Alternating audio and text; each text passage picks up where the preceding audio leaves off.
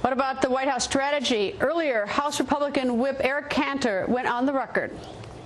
Congressman, nice to see you, sir. Great to be with you. I heard earlier today that you had some remarks about the spat that's been arising between President Obama and the White House and Fox News Channel.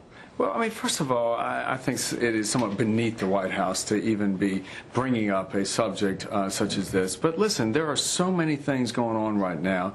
People are unemployed. The unemployment rate's almost at 10%. We've got a health care bill that is threatening a significant change in this economy, with a lot of people very uncertain about what it's going to do. We've got an energy policy that's on the table that needs to be ironed out with a lot wrong with it. Why in the world would the White House be focusing on a news network that may or may not have an agreement on every issue that the White House is considering? I realize it's a bit of a sideshow, although I don't underestimate the importance of having a free press and the press being able to cover stories. But historically, White Houses presidents have been a little bit sensitive to the media. Is this any different? Well, listen, I mean, I do think that when you have the White House focusing on one news outlet, it is a little strange. We believe in free press and freedom of speech in this country. And again, why would the White House choose to go after its critics instead of trying to bring people together? After all, this president ran on trying to unite this country, trying to bridge the differences so that we can actually get Washington working again. This is not the way I think the people thought that this White House with this president would conduct business. So why did this happen? How do you think this happened? Well, again, I think Greta, you make a point. There is a sensitivity, I'm sure, as all of us have sensitivities. Anytime you are confronted with an adversary or an individual or an organization that doesn't necessarily agree with you on a given issue. But again, it's not the American way for us to go in and see the White House go and single out a news outlet when so many other things are on their plate. I mean, we've got kids on the ground in Afghanistan. We ought to be worried about that, not see a White House going after Fox News. All right. Last night, the president was asked by a network about the spat, about the feud, about the White House calling Fox News talk radio. We asked him.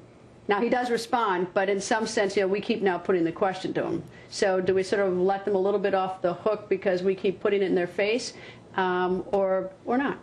Well, again, I think the White House needs to be focusing on what American people care about. And I also think that the press in general needs to be very aware if there is a tendency in this White House to react so negatively to criticism. We ought to stand up and protect the free speech in this country that we're about. Is this a big picture important issue, or is this a schoolyard brawl? Well, I think, look, let's just say this, Greta. It's unfortunate. Okay, they shouldn't have done it. They shouldn't have singled out Fox News or anyone else for that matter. They ought to be sticking to the issues that the American people care about, and frankly, our national security, our economy, that right now are in so much question. How does the White House save face and get out of this? Because they sort of, they indicted an entire news network, then they picked on a couple which seemed to dial back a little bit. Now the president again says the entire news network. So it's sort of like they've broadened it once again. What's the now what? Now what? I think that the president could send a big message if he were to say, look, we were wrong. We shouldn't be singling out critics individually if they differ with us. America is about robust debate, but we're trying to bridge the gap to bring people together, and that's what we should do in a bipartisan fashion to try and fix the way that Washington works and address the fact that people are out of work, address the fact that we need some positive reform in health care. So aggressive, challenging, not a bad idea for the media to its government? Well, listen, why should anyone be the exception? I think the press in this country is certainly very aggressive and challenging. And after all, it is that freedom that we are about every day trying to protect. Thank you, Congressman. Thank you.